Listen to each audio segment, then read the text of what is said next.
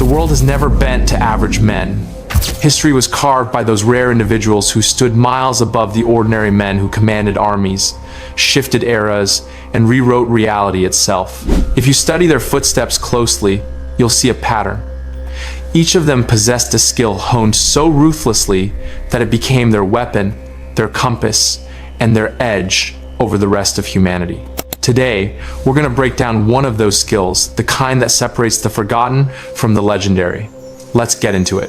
First, we have the Machiavellian mastery of reputation. Niccolo Machiavelli, the sharpest political mind of the Renaissance, built his legacy on ideas that cut deeper than sentiment or morality. Among all his insights, one stands above the rest as his most lethal and effective skill, the mastery of reputation. To Machiavelli, reputation was not decoration, not charm, not social polish. It was the very architecture of power itself. A man's reputation determined how others treated him, how they obeyed him, and whether they dared to challenge him. In Machiavelli's view, men rise or fall not because of the truth of who they are, but because of the perception of who they appear to be. Machiavelli understood that people judge faster than they think. They respond to appearances long before they search for facts. They attach stories to faces, rumors to names, and expectations to titles. Most people never verify anything. They follow the man they believe is strong, not necessarily the man who truly is. This is why, in Machiavelli's world, reputation becomes a force more powerful than raw skill or pure intelligence. It becomes a shadow that stretches ahead of you, shaping reactions before you even speak. To lose control of that shadow is to lose control of everything. For Machiavelli, reputation must be crafted intentionally. A man cannot afford to be vague about the traits he projects or the identity he carries into the world. He believed a leader must choose what he wants to be known for and then embody it consistently. A reputation built around strength, consistency, fairness, and capability commands respect without effort. People instinctively follow a man who appears stable, firm, and sure of himself. They distrust a man who changes with the wind or communicates uncertainty. Machiavelli warned that trying to be liked is a trap. It anchors a man to the fragile emotions of others. A reputation rooted in respect, however, remains solid even when people disagree with you. The mechanics of reputation reveal why it is so effective. Once people decide who you are, every action you take is interpreted through that lens. A decisive man's hesitation is seen as patience. A hesitant man's decisiveness is seen as desperation. A respected man's mistakes are forgiven. A disrespected man's smallest misstep is magnified. Reputation simplifies the complexity of human behavior. People do not analyze your entire character, they summarize you in a sentence. And that sentence governs their expectations, reactions, and loyalties. A strong reputation minimizes the need for explanations. It speaks for you before you enter the room. Yet, as powerful as reputation is, Machiavelli understood that its strength comes from careful protection. A leader must guard his reputation the way a soldier guards his weapons. He must avoid being seen as indecisive, weak, inconsistent, or emotionally unstable, because once a reputation fractures, no amount of truth can repair it. Machiavelli warned that ridicule is more dangerous than opposition. A leader can defeat rivals, but once he becomes a joke, he loses the moral ground to command others. Protecting reputation requires decisiveness, emotional restraint, and the willingness to confront disrespect instantly. The disciplined man cannot allow sloppiness in judgment or softness in boundary setting. These cracks become openings for enemies and excuses for allies to drift away. A well-built reputation becomes a tool, a strategic asset that multiplies a man's influence. It intimidates enemies without threats. It wins loyalty without pleading. It compels obedience without force. A powerful reputation allows a leader to act less, not more, because his presence alone carries authority. People think twice before challenging a man known for decisive retaliation. They lean toward a man known for calm capability. They trust the judgment of a man known to be stable, especially in chaotic environments. Machiavelli believed that the strongest leaders rule not with constant action, but with the weight of the name they've constructed. Central to Machiavelli's understanding of reputation is the balance between fear and hatred. He famously wrote that it is better to be feared than loved if one cannot be both. But he did not celebrate cruelty. He celebrated predictability. Fear, to Machiavelli, simply means people respect your boundaries and understand that your authority is real. Hatred, on the other hand, means you have provoked the kind of resentment that breeds rebellion. A strong reputation applies discipline sparingly but decisively. It punishes only when necessary and never out of emotion. It remains fair, consistent, and restrained. Through this balance, a leader becomes respected for his strength and trusted for his judgment. Although Machiavelli wrote for princes, the modern world operates on the same human psychology. In the workplace, a reputation for competence and emotional steadiness moves a man upward faster than technical skill alone. In leadership and business, reputations build entire organizations. In relationships, a man known for stability and self-respect becomes a man whose word carries weight. In social circles, the man with a firm identity, the man who does not flinch or waver, becomes the man others naturally defer to. Reputation begins privately. It begins with the promises a man keeps to himself. A man who is undisciplined in his own life cannot project discipline to others. The masculine path requires consistency, self-command, emotional composure, and decisiveness under pressure. Reputation is not built by performance. It is built by the quiet patterns a man repeats when no one is watching. The world eventually sees what a man consistently practices. Machiavelli's focus on reputation reveals a timeless truth.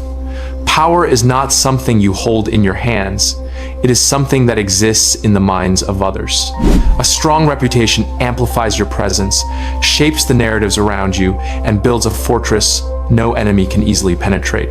It gives you control over how you are treated, how you are remembered, and how your decisions are interpreted. Machiavelli understood that while strength, intelligence, and strategy matter, they are useless if the world sees you as weak, unreliable, or unstable. Reputation is the silent force behind every great leader. It is the foundation upon which authority is built and the shield that protects a man in times of uncertainty. Machiavelli knew that a man who masters his reputation does not need to demand respect. His name commands it for him. And in a world driven by perception, that is the purest form of power. Comment reputation if you need an entire video on how to master this skill. Sun Tzu's mastery of strategic deception. Throughout history, few thinkers have understood the architecture of power as clearly as Sun Tzu. Among his many talents as a military strategist and philosopher, one stands above the rest: his mastery of strategic deception. This was not deception rooted in cheap tricks or short-term manipulation, but a disciplined, almost mathematical understanding of how perception shapes reality. For Sun Tzu, the battlefield was not merely a physical space, it was a psychological arena where those who controlled appearances controlled outcomes. His philosophy teaches that the ability to mislead, mask intentions, and distort an opponent's understanding is not immoral weakness, but a disciplined skill that allows a man to win without unnecessary waste. In this sense, Sun Tzu's strategic deception speaks directly to the masculine tradition of controlled, purposeful action. At its core, Sun Tzu's deception hinges on the principle that strength is not determined solely by what a man possesses, but also by what others believe he possesses. Sun Tzu understood something timeless. Human beings react not to objective truth, but to the story they think they're seeing. Armies retreat from shadows they mistake for giants. Leaders panic when they assume threats that do not exist. A man can be vastly outnumbered yet win, simply by forcing the enemy to misread the terrain. Sun Tzu elevated this idea into an art form. He taught that to influence another's mind is to shape their behavior, and to shape their behavior is to take control of the situation without lifting a sword. Strategic deception, as Sun Tzu framed it, begins with disciplined self-restraint. A man who cannot conceal his emotions, disguise his intentions, or control his impulses cannot deceive anyone. He is too transparent to be effective. Sun Tzu's wisdom insists that mastery of deception starts with mastery of the self. Hide your strengths, mask your weaknesses. Cultivate unpredictability. Make your opponent think you want what you don't want. Push him to believe he sees clearly, when in truth he sees only what you allow. This internal discipline, this ability to suppress vanity and resist the urge to announce one's power, is what gives deception its razor edge. Sun Tzu saw that when an opponent misreads you, he becomes vulnerable. He miscalculates. He overextends. He walks into traps not because he was forced, but because he convinced himself it was safe. This is the brilliance of Sun Tzu's method. True deception does not require force. It uses the enemy's own assumptions as a weapon. Rather than confronting strength with strength, deception allows a man to impose his will by guiding his opponent's mind down a predetermined path. Control the narrative, and you control the engagement. Influence perception, and you decide the eventual outcome. The practical power of this skill becomes even clearer when applied outside of warfare. In leadership, negotiations, business, or even personal dynamics, Sun Tzu's deception teaches a rugged form of strategic poise. A man who moves quietly, who speaks less than he knows, and who reveals little of his long-term intentions automatically gains an advantage. He becomes unreadable. Competitors cannot anticipate his moves. Opponents cannot block strategies they cannot detect. Sun Tzu would say that the surest way to defeat a rival is to make him miscalculate before the contest begins. Let him think you are weak while you gather strength. Let him think you are uncertain while you operate with total clarity. Let him think he is winning, right up until the moment he realizes he has walked directly into the outcome you planned. Sun Tzu's approach also applies to conflict in everyday life. When facing a stronger opponent, whether a hostile coworker, an aggressive competitor, or a manipulative individual, deception becomes a tactical equalizer. You do not reveal your frustrations. You do not show your plans. You do not fight on the terms they expect. You create ambiguity. You make your intentions unreadable. The more unpredictable you are, the more careful they must become, and the more power you gain. Sun Tzu's strategy does not encourage cowardice, it promotes intelligent dominance. He understood that a man who can manipulate perception can neutralize threats before they ever reach him. Furthermore, strategic deception cultivates mental sharpness. A man must be able to read people, their fears, desires, insecurities, and blind spots to deploy deception effectively. Sun Tzu's philosophy trains a man to observe quietly, assess accurately, and strike only when the opening is clean. This level of situational intelligence demands discipline, patience, and the ability to detach emotionally. It is a masculine restraint that rejects impulsiveness in favor of deliberate precision. In a world where many men react without thinking, the one who sees through illusions and creates illusions for others becomes unshakable. The ultimate aim of deception, in his view, is to win without fighting at all. For Sun Tzu, a man's real strength is measured not by how loudly he asserts dominance, but by how quietly he orchestrates the conditions that allow him to take victory with minimal resistance. In modern times, this philosophy is incredibly relevant. Whether building a business, navigating competitive environments, or protecting one's boundaries in personal relationships, the man who understands strategic deception has a decisive advantage. He does not rush into battles. He does not reveal his ambition prematurely. He does not argue to prove a point. Instead, he arranges the landscape so that outcomes naturally bend toward him. Sun Tzu teaches that the most powerful men are not the loudest nor the most visible. They are the ones who understand the psychology of perception and can quietly adjust it to their benefit. If you want to know more about Sun Tzu's teaching, comment Sun Tzu and we'll make a separate video covering it. Steve Jobs and the art of the reality distortion field. Among the great architects of modern influence, Steve Jobs stands in a category of his own. He was not a strategist in the classical military sense, nor a philosopher in the academic sense. Yet, he possessed a skill just as potent as anything found on ancient battlefields. The ability to shape perception so forcefully that people began to see the world as he described it, not as it was. This talent, often called the reality distortion field, was Jobs' greatest weapon. It was not fantasy, and it was not delusion. It was deliberate, disciplined narrative control, applied with focus, charisma, and an uncompromising belief that vision could overpower limitation. Jobs didn't merely persuade people. He altered the internal landscape of their minds, making the improbable feel inevitable.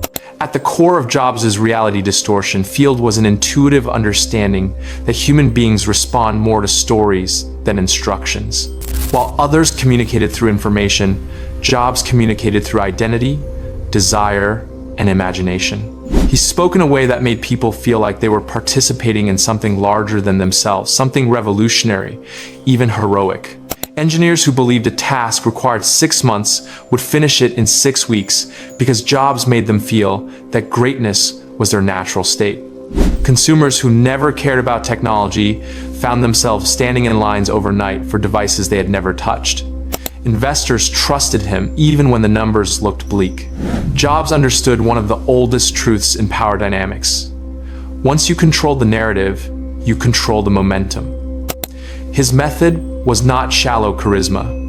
It was rooted in discipline, an almost ruthless ability to ignore distractions and focus on an outcome with laser precision. Where most people bend their vision to fit reality, Jobs bent reality to fit his vision. He spoke about products that did not yet exist as if they were already changing the world. He talked about ideas still forming as if they were ancient truths. And because he believed with such totality, others eventually aligned with his conviction. In this sense, Jobs used narrative not as a marketing tool, but as a psychological force. He injected belief into the people around him until doubt felt unnatural. This ability did not rely on loudness or theatrics. Jobs could speak quietly and still command a room because he carried a sense of inevitability in his presence. Every word felt intentional. Every gesture communicated direction. He used simplicity as a weapon, stripping away the unnecessary so that people saw only what he wanted them to. That clarity gave him an aura of control, an impression that he saw what others could not. And when a man speaks with the certainty of someone who has already walked the path ahead, people follow. Jobs' reality distortion field also thrived on contrast. He painted the ordinary as unacceptable and the bold as non-negotiable. He made comfort look like decay and innovation look like destiny. This contrast sharpened people's ambition and pushed them beyond their limits. His influence created a mental environment where the impossible became the expectation, not the exception. And when people operate from that mindset long enough, they stop seeing obstacles as final and start seeing them as temporary. But Jobs' skill was not only outward-facing, it was inward discipline as well. The man had an almost ascetic ability to stay fixated on his vision, to disregard opinions that didn't align with it, and to pursue excellence with an intensity that bordered on spiritual. Even when he was wrong, his conviction forced the world to adjust. That level of self-belief is rare. Most men collapse under doubt long before the world challenges them. Jobs used belief as a shield, unyielding, unapologetic, and at times uncomfortable for those around him. Yet it was precisely that discomfort that launched Apple into becoming one of the most dominant companies on earth. In everyday life, Jobs' reality distortion field offers a valuable lesson. People rise or fall according to the stories they tell themselves and the stories they get others to believe. A man who communicates with purpose, who frames his vision clearly, and who refuses to be boxed in by the limitations of the present, creates a gravitational pull. He becomes someone others orbit around. Employers trust him, partners listen to him, teams rally around him. He becomes a force not because of authority, but because of conviction. And this is where Jobs' mastery becomes larger than technology. His skill reminds us that influence is not merely persuasion, it is the ability to compress hesitation, amplify belief, and make action feel unavoidable. It shows that leadership is not about pleasing everyone, but about drawing a line in the sand and daring others to step into the future with you. Jobs understood that people don't follow ideas, they follow certainty. And certainty is something you cultivate, sharpen, and project. In the end, Steve Jobs' greatest skill wasn't inventing the future. It was making people believe the future he imagined was the only future worth moving toward. That is the essence of power. Bending the invisible, shaping the internal, and turning belief into a force that changes the external world. Most men wait for permission to act. Jobs created the conditions that made action feel like destiny. That is why his legacy remains untouchable. He didn't just build products, he built momentum. He didn't just influence people, he rewired their perception. And in a world full of men who settle for what is, Jobs reminds us of the rare few who bend reality toward what could be and then make everyone else see it too. Step into the mindset of the men who reshape the world. Tap that subscribe button and keep rising with us.